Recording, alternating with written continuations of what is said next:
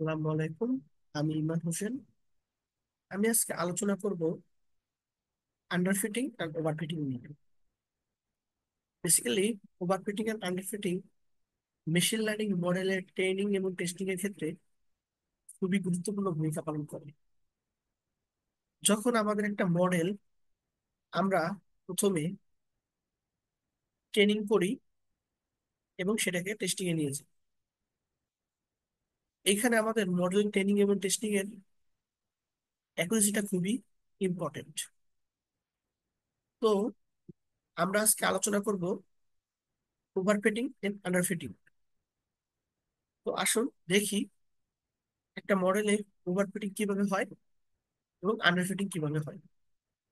তো আসুন আমরা আজকে প্রথমে আন্ডার ফিটিং নিয়ে কথা বলি। Under fitting under fitting basically আমরা যখন একটা মেশিন লার্নিং মডেলকে যখন আমরা ট্রেন করি, ট্রেনিং এর সময় সে ভালো পারফরমেন্স করতে পারে না। এখানে আমরা দেখতে পাচ্ছি এই যে যে ব্লু কালারের যে শেপটা, এটা হচ্ছে মডেল, এবং অরেঞ্জ কালারের যেই শেপটা, এটা হচ্ছে ট্রেনিং ফাংশন। কিন্তু এখানে আমার যে মডেল এবং ট্রেনিং ফাংশনের রেজাল্ট ভালো আসেনি, কারণ এটা ছিল কি, আন্ডার ফিটিং। আন্ডার ফিটিং এর সময় আমরা যখন আমাদের ট্রেনিং ডেটা দিয়ে আমাদের মডেলকে ট্রেন করাবো, তখন আমাদের রেজাল্ট ভালো আসে না। এবং যখন আমরা আমাদের এই মেশিন লার্নিং মডেলকে টেস্টিং ডেটা দিয়েও ট্রেন টেস্ট করব, তখন আমাদের রেজাল্ট ভালো আসে না। এখানে দুইটা ওয়েতেই ব্যাড রেজাল্ট আসে। ট্রেনিং এ এবং টেস্টিং এ উভয় ক্ষেত্রেই আমাদের কাঙ্ক্ষিত রেজাল্ট আমরা পাই না। এই জন্য আমরা এই কনসেপ্টটাকে বলি আন্ডার ফিটিং। এখানে আমরা দুইটা ওয়েতেই আমরা ভালো রেজাল্ট আনতে পারি না। এরপরে আমরা আসি ওভার ফিটিং এ। ওভার ফিটিংটা মূলত আমরা বলি না ওভার অ্যাডভান্স। বেসিক্যালি এই ওভার ফিটিং কনসেপ্টটা ওভার অ্যাডভান্সের মধ্যে। ওকে যখন আমরা ট্রেন করি, তখন ও খুব ভালো রেজাল্ট আউটপুটে দেয়। তো ও যেহেতু ভালো রেজাল্ট আউটপুটে দেয়, যখন আমরা একটা মডেলকে ট্রেন করি, এরপরে আমরা যখন ট্রেনিং শেষ হয়, তখন আমরা ওই মডেলটাকে টেস্টিং এ নিয়ে যাই। যখন আমরা ওই মডেলটাকে টেস্টিং এ নিয়ে যাই, ও আর ওই রকম পারফরমেন্স করতে পারে না।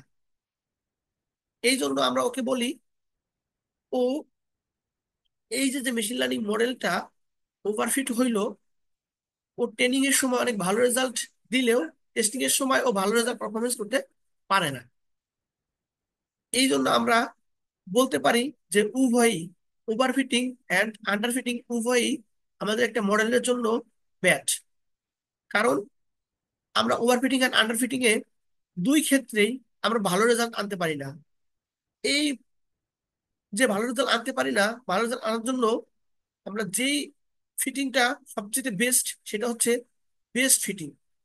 বেস্ট ফিটিং এ কি হয়, বেস্ট ফিটিং এ আমাদের ট্রেনিং যেটা থাকে, ট্রেনিং এর সময় সে খুব ভালো অ্যাকুরেসি এবং ভালো রেজাল্ট পারফরমেন্স করে।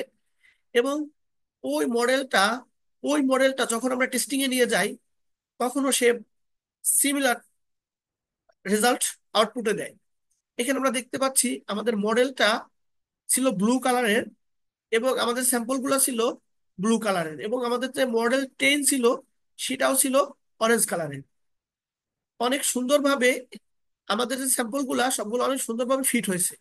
আমরা এখান থেকে দেখতে পাচ্ছি যে আমাদের স্যাম্পল গুলা খুবই পয়েন্টে পয়েন্টে ফিট হয়েছে।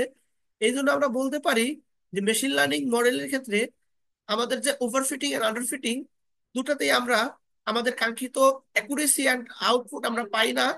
এইটাকে আমরা বেস্ট ফিট। এই জন্য ওভারফিটিং এন্ড আন্ডারফিটিং এর উভয়ের চাইতে বেস্ট ফিটটা খুবই ভালো।